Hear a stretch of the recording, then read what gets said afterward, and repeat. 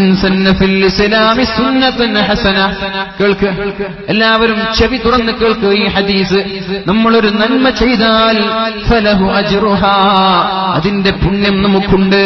വഅജ്റു മൻ അമില ബിഹാ മിൻ ബഅദി. ഇവിടെ വാദ വെച്ച സംഘാടകർ അവർക്കുണ്ട് പ്രതിഫലം. ഇവിടെ വാദ വെച്ച സംഘാടകർ ഇതുകൊണ്ട്, ഈ ഒരു വാദ കൊണ്ട് ആരുടെയെങ്കിലും ജീവിതത്തിൽ ഒരു മാറ്റം വന്നാൽ ഈ വാദ വെച്ച സംഘാടകർക്കുണ്ട് ഇതിന്റെ പ്രതിഫലം. ഇതിന് സഹകരിച്ച വോളണ്ടിയർമാർക്കുണ്ട്, സ്ത്രീ വോളണ്ടിയേഴ്സ് ഉണ്ട്, പുരുഷന്മാരും ചെറുപ്പക്കാരൊക്കെ ഉണ്ട്. അള്ളാഹു ഇവർക്കൊക്കെ അർശിന്റെ തണൽ നൽകട്ടെ, അള്ളാഹു ഇവർക്കൊക്കെ സ്വർഗീയ സുഖങ്ങൾ നൽകട്ടെ. തെറ്റിൽ നിന്ന് മാറാനും ഈമാനോട് ജീവിക്കാനും അവർക്ക് ഞങ്ങൾക്ക് അള്ളാഹു തൗഫീഖ് ചെയ്യട്ടെ. അവരുടെ നന്മയിൽ നിന്ന് ഒന്നുപോലും കുറക്കാതെ ആരൊക്കെയാണോ ഈ നന്മകൾ ഏറ്റെടുക്കുന്നത്, ആ നന്മകൾ എത്രയും ആരമാരാണോ ഇത് തുടക്കം കുറിച്ചത് അവരുടെ ഏടുകളിലേക്ക് അള്ളാഹു എഴുതി വെക്കുമെന്ന് മുത്തു റസൂലുള്ളാഹ്. ഇതിന്റെ നന്മയുടെ വശമാണെങ്കിൽ ഇനി ഒരു ദൂഷ്യഫലവും ഇതിന് വരാനുണ്ട്. ഒരു ഡീമറിച്ചുണ്ട്, ഒരു സൈഡ് എഫക്റ്റ് ഉണ്ട്, ഒരു പരിണിത ഫലം അനുഭവിക്കാനുമുണ്ട്. ആ ഹദീസ് മുത്തു റസൂലുള്ളാഹ് സല്ലല്ലാഹു അലൈഹി വസല്ലം പഠിപ്പിക്കുന്നുണ്ട്.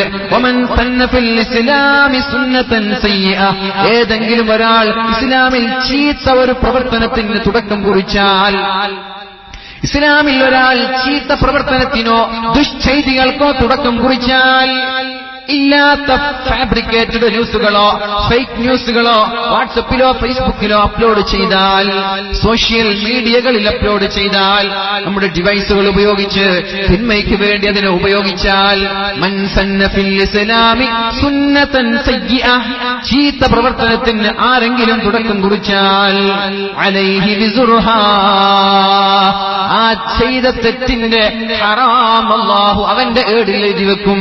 ആയോ? ഇല്ല. അവന്റെ ശേഷം ആരൊക്കെയാണോ ഈ തെറ്റുകൾ ഏറ്റെടുക്കുന്നത്, ആരൊക്കെയാണോ ഈ തിന്മകൾ ഷെയർ ചെയ്യുന്നത്, ഡൗൺലോഡ് ചെയ്യുന്നത്, ലൈക്ക് ചെയ്യുന്നത്, കമന്റ് അടിക്കുന്നത്, ഇതിന്റെയൊക്കെ ഹറാമിന്റെ കഥകൾ, ഹറാമിന്റെ കൂമ്പാരങ്ങൾ വരുന്നത് നിന്റെ ഏടിലേക്കാ. ഫേസ്ബുക്കിൽ വേണ്ടാത്ത ഒരു ഫോട്ടോ നീ അപ്ലോഡ് ചെയ്തോ, ലൈക്ക് അടിക്കാൻ ചില ആളുകൾ, ആ ലൈക്കൊക്കെ നിന്റെ നരകത്തിലേക്കുള്ള സ്റ്റെപ്പാണ്. പൊന്നു സഹോദര, എനിക്ക് അത്ഭുതപ്പെട്ടു പോയ ഒരു വിഷയം ഞാൻ നിങ്ങളോട് ഷെയർ ചെയ്യട്ടെ.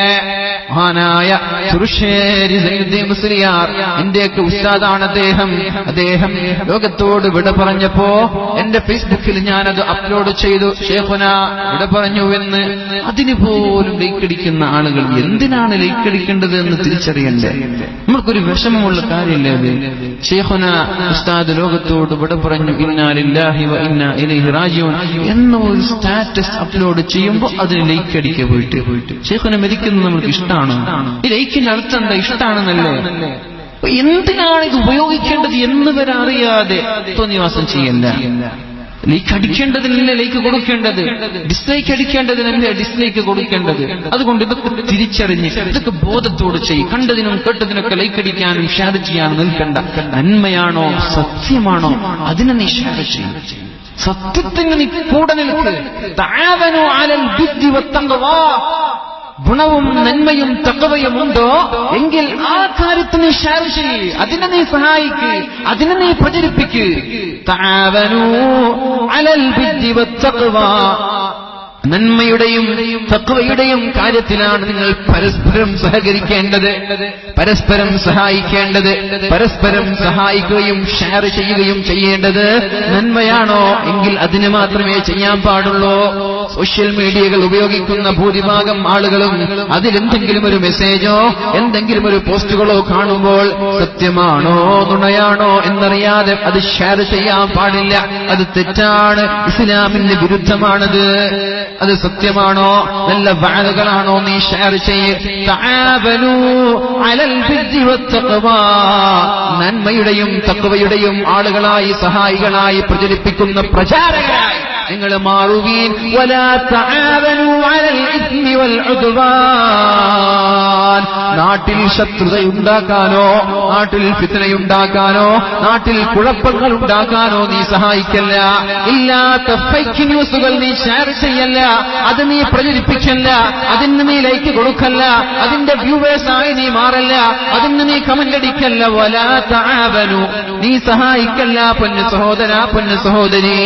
അലൽ ഇസ്മി വൽ ഉദ്വാൻ, തിന്മയ്ക്ക് സഹായിക്കാൻ നിൽക്കല്ല, തിന്മയ്ക്ക് നീ കൂട്ടുനിൽക്കല്ല. വൽ ഉദ്വാൻ, ശത്രുതയ്ക്കും നീ കൂട്ടുനിൽക്കല്ല എന്ന് പരിശുദ്ധമായ ഖുർആൻ പറഞ്ഞത് ഈ കാര്യങ്ങളെ കുറിച്ചാണോ എന്ന് ഓർത്തുപോവുകയാണ്. അല്ലാഹു നമ്മൾക്ക് ബോധം നൽകട്ടെ. തിന്മ ചെയ്യുന്ന ആളുകൾ തിന്മയുടെ പ്രചാരകരായി മാറിപ്പോയാൽ അപകടമാണ്, അപകടമാണ്, അപകടമാ. അത് ഖബറിലേക്കാ വരുന്നത്. ഞാൻ സാന്ദർഭികമായി നമ്മുടെ പെണ്ണുങ്ങളോട്, നമ്മുടെ സഹോദരികളോട് ഒരു കാര്യം കൂടി ഞാൻ സൂചിപ്പിക്കട്ടെ. വാട്സപ്പും ഫേസ്ബുക്കും ഒക്കെ ഉപയോഗിക്കുന്ന ആളുകൾ പ്രൊഫൈൽ പിക്ചർ വെക്കുന്നത് അപകടമാ, വല്ലാത്ത അപകടമാ, വല്ലാത്ത അപകടമാ. ഇനി കല്യാണം കഴിഞ്ഞ പെണ്ണുങ്ങളാണെങ്കിൽ ഭർത്താവിന്റെ പ്രൊഫൈൽ പിക്ചർ വെക്കുന്നതും അപകടമാ. നിനക്കാണതിന്റെ കുറ്റങ്ങൾ സഹിക്കുകയും നീയാണത് താങ്ങുകയും നീയാണത് നാളെ ആഖിറത്തിൽ അനുഭവിക്കുകയും ചെയ്യേണ്ടത്. അങ്ങനെ ഒരു സ്വഭാവമുണ്ട് ചില പെൺകുട്ടികൾക്ക്.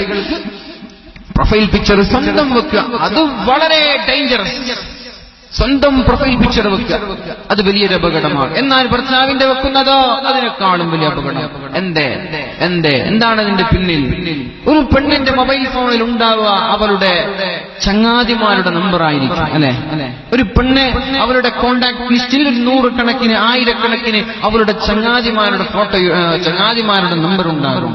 അതേപോലെ ഇവരുടെ നമ്പർ ആരുടെ കയ്യിലാണ് ഉണ്ടാവുക? ഇവരുടെ ഫ്രണ്ട്സിന്റെ കയ്യില. ഇവരുടെ ഫ്രണ്ട്സിന്റെ കയ്യില ഇവരുടെ നമ്പർ ഉണ്ടാവുക. എന്നിട്ടോ ഈ ഇവരുടെ ചങ്ങാതിമാർ വാട്സപ്പിലൊന്ന് പോയി കോണ്ടാക്ടിങ്ങിനെ ചെക്ക് ചെയ്യുമ്പോൾ കാണുന്നതൊക്കെ അന്യപുരുഷന്മാരുടെ ഫോട്ടോയാണ്. ഇവരുടെ ഭർത്താവ് മറ്റൊരു പെണ്ണിന് അന്യപുരുഷനല്ലേ? അത് ഹറാമല്ലേ? നമ്മുടെ ഭർത്താവാണെന്ന് പറഞ്ഞ് നമ്മൾ പ്രൊഫൈൽ പിക്ചർ വെക്കുക, പക്ഷേ നിന്റെ ഭർത്താവിന്റെ ഫോട്ടോ കാണുന്നത് 100 കണക്കിന് അന്യ സ്ത്രീകളാണ്, കാണാൻ പാടില്ലാത്തവനാണ്. ഈ ഹറാമല്ലേ? ഈ കാണുന്നത് ഹറാമല്ലേ? ഈ ഒരു ഹറാം എവിടെയാ എഴുതി വെക്കുക? ഈ ഹറാം കാണാൻ കാരണക്കാരൻ ആരാ? നീയല്ലേ? അപ്പോ ഈ 100 കണക്കിന് പെൺകുട്ടികൾ നിന്റെ ഭർത്താവിന്റെ ഫോട്ടോ കാണുമ്പോ അത് ഹറാമാകുമ്പോ ആ 100 ഹറാം എന്റെ ഇവിടെ എഴുതി വെച്ചു. പൊന്നു സഹോദരി, മറക്കണ്ട ഈ വിഷയം. ഇത് തമാശയല്ല, ഇത് കാര്യമാണ്, ഇത് തമാശയല്ല. എന്തെങ്കിലും ഫ്ലവേഴ്സ് വെച്ചോ, എന്തെങ്കിലും മരത്തിന്റെ ഫോട്ടോ വെച്ചോ. നിന്റെ ഫോട്ടോ നാട്ടുകാർക്ക് നീ കാണിക്കുന്നത് എന്തിനാ? നിന്റെ ഫോട്ടോ ഭർത്താവിനല്ലേ കാണിച്ചു കൊടുക്കേണ്ടത്? നിന്റെ ഭർത്താവിന്റെ ഫോട്ടോ നീ മറ്റുള്ള പെണ്ണുങ്ങൾക്ക് എന്തിനാ കാണിച്ചു കൊടുക്കേണ്ടത്? നിനക്കല്ലേ നിന്റെ ഭർത്താവ്. അതുകൊണ്ടൊന്നിനും കാര്യമില്ല, അതിന് ഹൈറില്ല. പിന്നെന്തിനും നമ്മളത് ചെയ്യണം? നിനക്ക് വേണമെങ്കിൽ നീ എഡിറ്റ് ചെയ്ത് നീ എന്തു വേണമെങ്കിലും ചെയ്ത് നിന്റെ ഫോണിൽ വെച്ചോ. അല്ലാതെ നിന്റെ ഫോണിൽ വെക്കുന്നത് തന്നെ അപകടമാണ്, അതൊരു വേറെ വിഷയം. അത് പിന്നെ നീ അത് വിൽക്കുമ്പോഴോ അത് റിപ്പയർ ചെയ്യാൻ കൊടുക്കുമ്പോഴൊക്കെ അത് അപകടം പിടിച്ച വിഷയമാണ്. ഗൾഫിൽ UAE-യിലാണെന്ന് എനിക്ക് തോന്നുന്നു ഉപയോഗിച്ച ഫോൺ വിൽക്കാൻ പാടില്ല എന്നൊരു നിയമം വന്നിട്ടുണ്ട്. എന്തെന്നറിയോ? ഉപയോഗിച്ച ഫോൺ വിൽക്കുകയോ റിപ്പയർ ചെയ്യാൻ ഏതെങ്കിലും ഒരു മൊബൈൽ ഷോപ്പിൽ കൊടുക്കുകയോ ചെയ്താൽ അവരാദ്യം ചെയ്യുക ഇതിൽ ഉപയോഗിച്ച എല്ലാ പഴയകാല ഫയലുകളും റീകവർ ചെയ്ത് അവർക്ക് വേണ്ടത് വല്ലതും ഉണ്ടോ എന്ന് അവർ നോക്കുക. ഒരു പക്ഷേ നിന്റെ ഭർത്താവിന് അയച്ചു കൊടുത്ത ഫോട്ടോ ഉണ്ടാകും, നീ കണ്ട വീഡിയോകൾ ഉണ്ടാകും. അതൊക്കെ അപകടമല്ലേ? അത് ഡേഞ്ചർ അല്ലേ?